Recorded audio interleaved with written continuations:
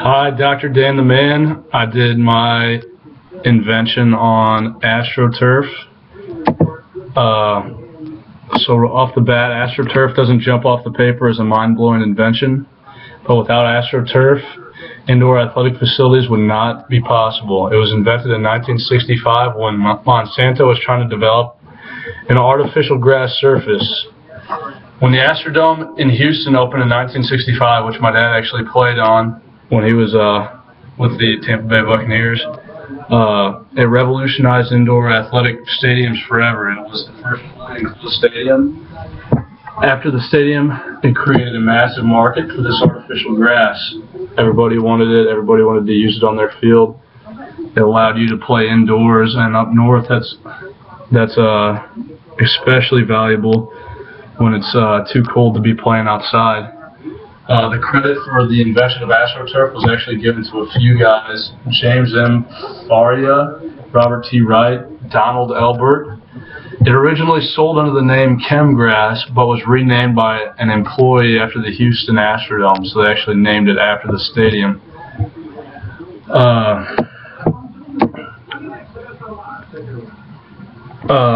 James M. Fario and Robert T. Wright were the main developers for Astoturf for the Monsanto company. I thought it was very interesting that Monsanto actually played a huge role in bringing Astoturf and making it a reality. They've had such a hand in so many things. I was pretty amazed by that. Like I said, Astroturf has changed the way sports are played today. A little background on Monsanto. Monsanto, founded in 1901, is the large chemical company who became interested in the development of artificial grass after the U.S. government had concluded that inner-city schools did not have enough green space to permit physical education activities. So they started researching chemgrass. It was actually not developed to be used as an indoor athletic surface. It was used for inner cities who couldn't grow grass. It was to help them with their physical education programs. AstroTurf has many benefits.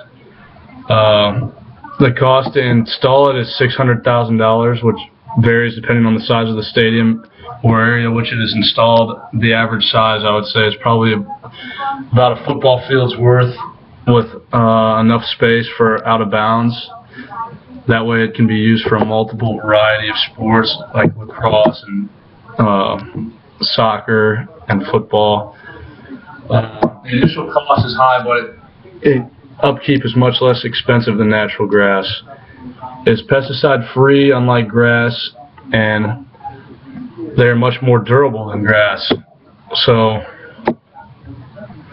and also it saves money for water. The average grass playing field uses about 50,000 gallons of water per week to maintain, and AstroTurf requires no water. It allows large urban multi-purpose stadiums to be built for multiple sports teams, which provide significant local and economic benefits and revenues.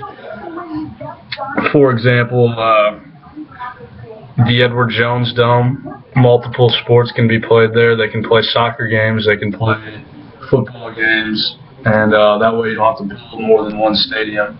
Also, another example is the Veterans Stadium in Philadelphia. They used to house the baseball Phillies and the football Eagles in the same multi-purpose stadium.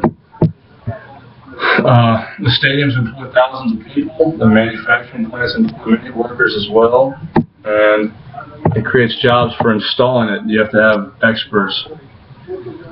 Now I get to my negatives. Although AstroTurf is a revolutionary invention that changed the sporting world forever, it also has some adverse effects, especially coming up lately with the concussion era in football. Also, the surface temperature, or the surface absorbs heat and makes the surface temperature much hotter than the air temperature. A Brigham Young University study found that the surface temperature of synthetic turf at its football practice field was 37 degrees higher than the air temperature. And as a former player, that makes a huge difference. I mean, you can feel it on your feet burning you. Older turf fields contain high amounts of lead and toxic chemicals, which is something you do not think about when you're playing.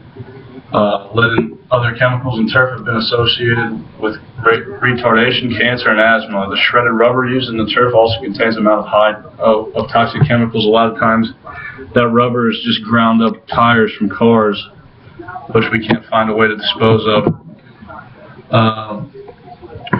3 artificial turf fields in 07 and 08 were closed due to the amounts of lead in the turf surface. The chrome rubber used has also shown to have carcinogenic effects, which means it causes cancer.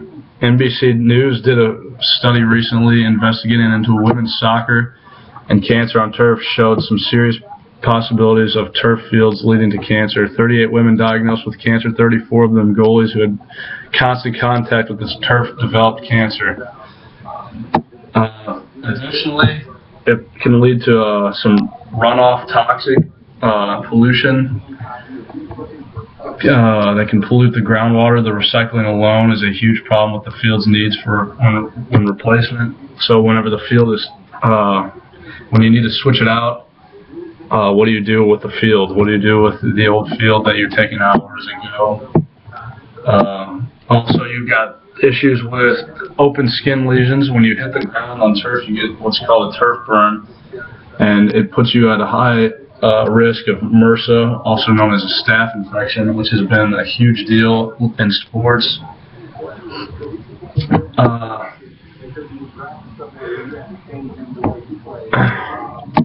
Another thing, which actually impacts us here at SEMO, turf has been found to increase the effects of knee and lower body injuries because of the high impact that you're putting on your knees. We actually quit practicing altogether on the turf field. We only practice there the day before a game and for game days. We practice on grass.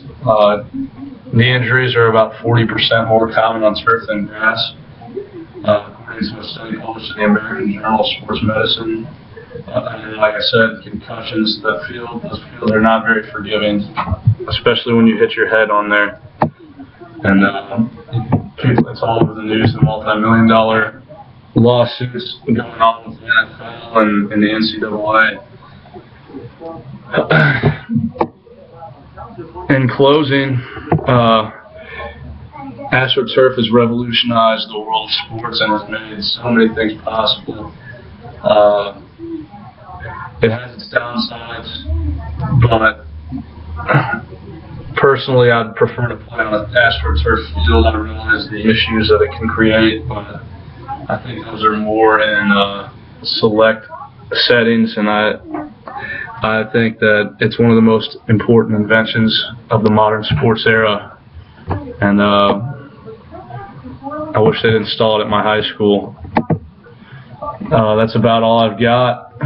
Thank you, Dr. Dan the Man.